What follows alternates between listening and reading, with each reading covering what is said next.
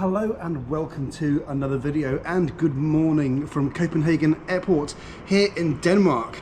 Now, with Singapore having been closed to entrance from the UK since pretty much the beginning of the pandemic, today I'm doing the next best thing. I'm going to be taking Singapore Airlines from here in Copenhagen to Rome. Come with me and let's fly this rather unusual flight. Enjoy the video. Right, let's go, shall we? Singapore Airlines uses these self-check-in kiosks at Terminal 3. I was a bit surprised nobody wanted to see my COVID vaccine or test status and my right to enter Italy before checking in and sending off my bag, as my experience the previous week was that airlines that leave it until the gate run a risk of meeting unprepared passengers too late to sort them out. Anyways, I've got a business class ticket and Star Alliance Gold status, so I'm able to enter the SAS lounge.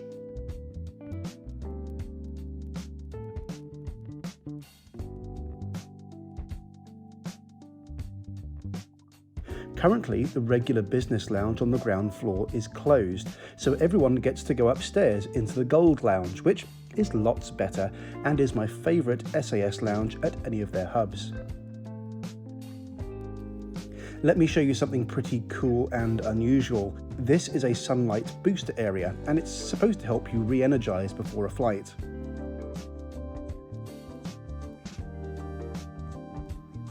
Little shout out to the officers here for people to make annoying phone calls in peace as well.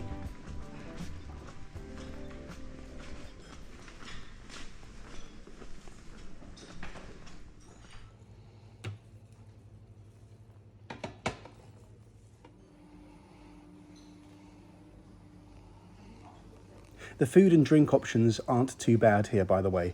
Dotted around the lounge are these Carlsberg draft taps, which I definitely recommend trying, but maybe not at this time of day. The SAS Gold Lounge is great, and they even serve lumpy wallpaper paste consistency porridge, which I love, even if you might not. Apparently my flight is leaving from one of the E gates today here in Copenhagen, which is quite far away from the SAS Gold Lounge that we were just in. Now I'm going to try and get there quite early for a good reason, and that's because I think there's going to be some sort of document check at the gate, and I don't want to be caught up in some massive scrum as I've seen on my travels through Europe. So the point of the document check is that at some point before I leave the airport, somebody from the airline is going to have to check not just my passport, but also my vaccine and COVID status. And that's for a very good reason. If for some reason I don't have my vaccine documentation on me, I could be refused entry from Italy. And the airline, Singapore Airlines, would foot the bill basically in terms of getting me back home. So it turns out that our gate is downstairs here. There we go. Gate E7 apparently. And I've just realised it's for a very good reason. When this flight comes in from Singapore, it presents a bit of a logistical problem for the airport, in that Singapore is obviously outside the EU and the Schengen area, so that's on a fully international gate. Now, I'm travelling to Rome in Italy, which is within the Schengen area. It's effectively an EU domestic flight, so it's part of the free travel area. There's no passport check required, and therefore it leaves from a different part of the airport, so I rather suspect this is going to be a bus gate, and we may be boarding the aircraft at some steps. Now, how often does that happen with Singapore Airlines? That's quite exciting. To enter Italy, I needed my vaccine proof and to fill in their passenger locator form, which is dead easy, and if you've not done it yet, I promise that it isn't intimidating. Right, back at the gate, which is not busy. It turns out our flight will be less than half full, and most of those passengers will have originated in Singapore. This gate is just dealing with passengers who are starting here in Copenhagen. Now I've forgotten to tell you the most important thing about this flight. Do you remember last year I flew on one flight on the same plane from Singapore to Tokyo to LA? Well, this route is another one just like that. It's called a Fifth Freedom route. Our aircraft just landed from Singapore now and carries the same flight number, SQ352, all the way to Rome. And Singapore has the Fifth Freedom rights to pick up passengers here in Copenhagen and just take them to Rome. Pretty cool, right?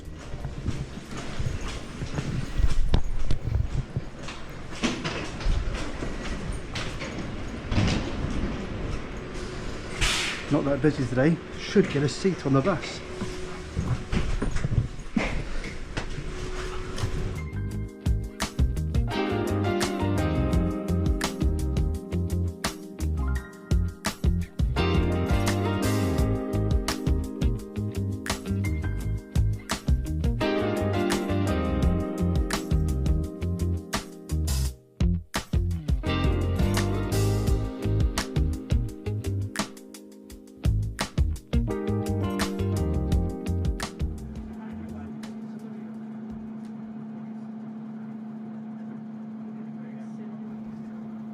We have to wait a bit on the tarmac while the passengers from Singapore, who are continuing to roam, are reboarded.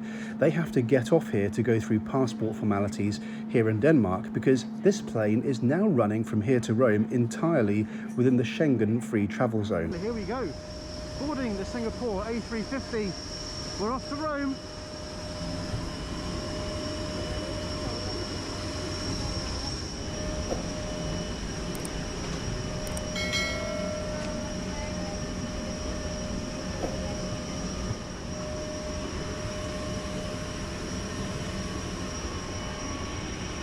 Hello. Thank you. You go across the left and go all the way straight. Thank you. Oh, hello. I don't think I've ever boarded a wide body using the rear steps before. It's definitely a novelty. Singapore's economy class on the A350 is in a 333 configuration. Hello. Oh yes, 19K. 19K? Towards the front, yes? Yes, that's right. Thank you.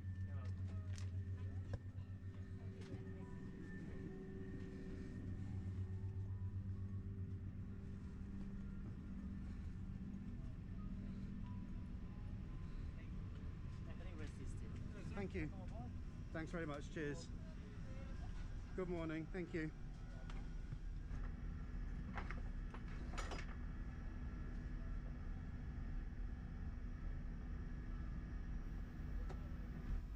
This is 19K, a seat in the second most forward cabin on the A350.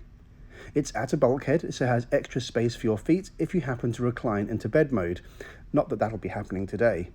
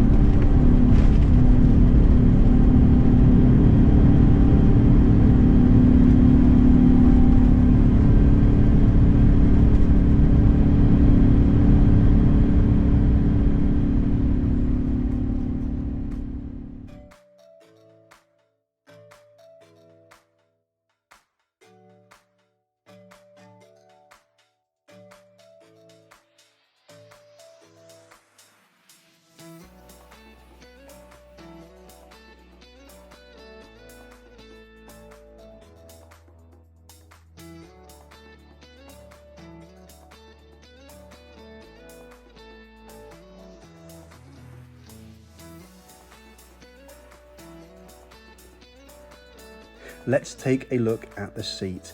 It's one of my favourites in the sky. It's well built and solid and so beautifully finished. It really is a class act. These lights are angled so they are suitable if you're reading a book sat upright, reclined, or even fully flat in bed. Of course, you've got charging points here and some decent storage space in the side console. You'll control the TV and entertainment via this remote control.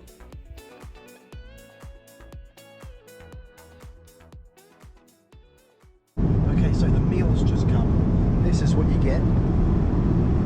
And to be honest, it doesn't look like much, but to be fair, we are just tagging on to the end of a long intercontinental route, and this is not a very expensive ticket, so I wasn't expecting anything more than this.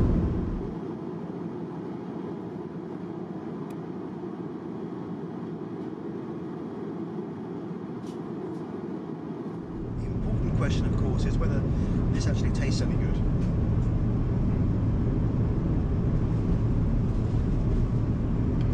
It is delicious. I'll give them that. It has been over 18 months since I flew Singapore in business class last. It's good to be back.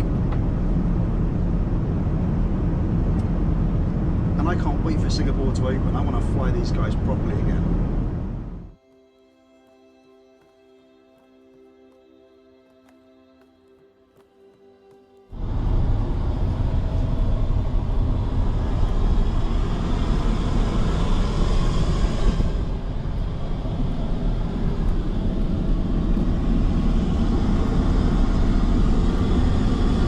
On earth to use this mouthwash?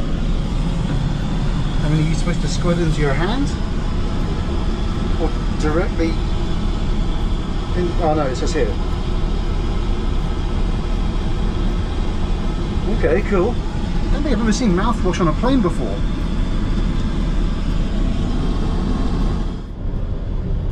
One of the things I love about this loo is this, which is a drop-down seat, and that's really important because on a long-haul flight you might need to change into your pyjamas, and instead of sitting on the toilet you can sit on this much sturdier hard seat. That's a pretty good idea. A few airlines have these now. Oh wow, look at this view. This is why we come flying. Wow.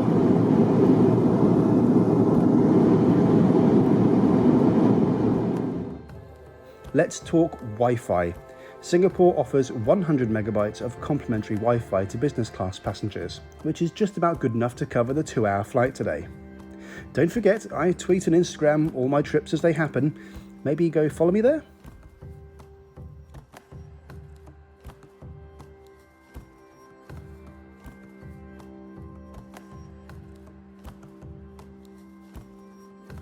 With such wonderful views, it really reminds me that it's a massive privilege to be able to do what I'm doing, kicking back with a drink at 41,000 feet. One of the most unnecessary features of this seat is this.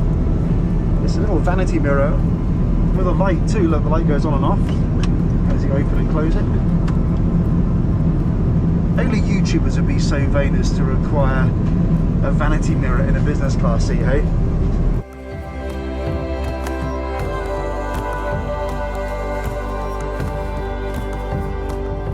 One of the other things I love about Singapore is they're just so thoughtful.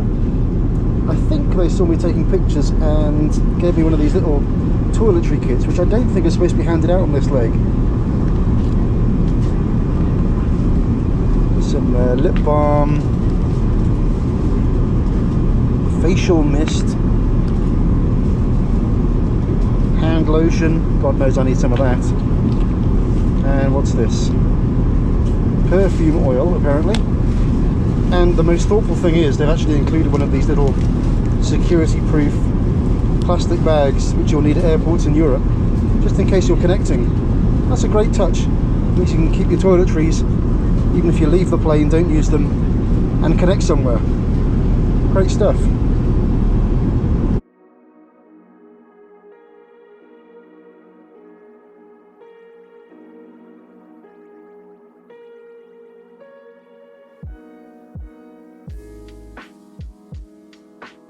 And so we're coming to the end of the flight.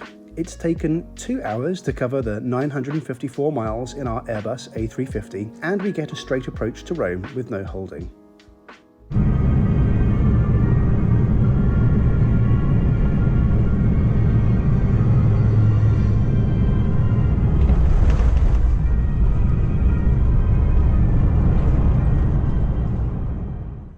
And so that's it. I paid 2,100 Danish kroner, about £240 or €280 for this ticket, and it was well worth it to experience a bit of Singapore hospitality after so long without it. Go to freetrade.io/wingingit, download the Free Trade app, create and fund your account, and you'll get a random free share worth between £3 and £200 and start investing responsibly today. Thanks so much for watching, and I will see you in the next video. Bye for now.